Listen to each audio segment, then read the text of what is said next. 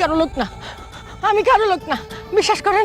এই সত্যি করে কও, ক তোর কে পাঠাইছে? অবশ্যই সে যে এই যে দামা ইউটিউব চ্যানেল থেকে জানিয়ে দেওয়া হয়েছে কবে কখন আসতে চলেছে কিশোরী মানার করে 4 নাম্বার বরবা, আর সাথে কি কি ধামাকা নিয়ে আসতে চলেছে আপনি কি করলে সবার আগে দেখতে পারবেন, এই সকল কিছু আপনাদেরকে জানিয়ে দিব আজকের আপডেট ভিডিওতে। তাই আজকের ভিডিওটি না টেনে শেষ পর্যন্ত দেখতে থাকুন। আর আপনি যদি আমাদের চ্যানেলে নতুন দর্শক হয়ে থাকেন তাহলে আমাদের চ্যানেলটি সাবস্ক্রাইব করে পাশে থাকা বেল আইকনটি বাজিয়ে রাখুন। হ্যালো ভিউয়ার্স, আসসালামু আলাইকুম। কি অবস্থা সবার, কেমন আছেন সবাই? বর্তমান সময়ের দর্শক জনপ্রিয় নাটক কিশোরী মা দেখতে দেখতে এই নাটকটির 3টি এপিসোড আপলোড হয়ে গিয়েছে। 3 নাম্বার পর্বে অনেক ধামাকাদার কাহিনী ঘটে গিয়েছে। 3 নাম্বার পর্বে আমরা দেখেছি লতিফ চেয়ারম্যান ও ইস্কান্দার মির্জা কিন্তু এবার নতুন করে ষড়যন্ত্র করেছে কিভাবে সুরভির বাচ্চাকে চুরি করে আনতে পারে, কারণ সুরভির বাচ্চাকে চুরি করে নিয়ে আসতে পারলেই তো সুরভি আর কাইসের সম্পর্কটা চিরতরে মুছে ফেলতে পারবে। এজন্য লতিফ চেয়ারম্যান ও ইস্কান্দার মির্জা ষড়যন্ত্র করে একটি মহিলাকে পাঠায় সুরভির বাচ্চাকে চুরি করে আনার জন্য। কিন্তু মহিলাটি যখন সুরভির বাচ্চাকে চুরি করে আনতে যায় ঠিক তখনই রাস্তার মধ্যখানে কাইসের সাথে ধরা খেয়ে যায়। তো কাইস কিন্তু তার ছেলেকে চিনতে পেরে গেছে। তো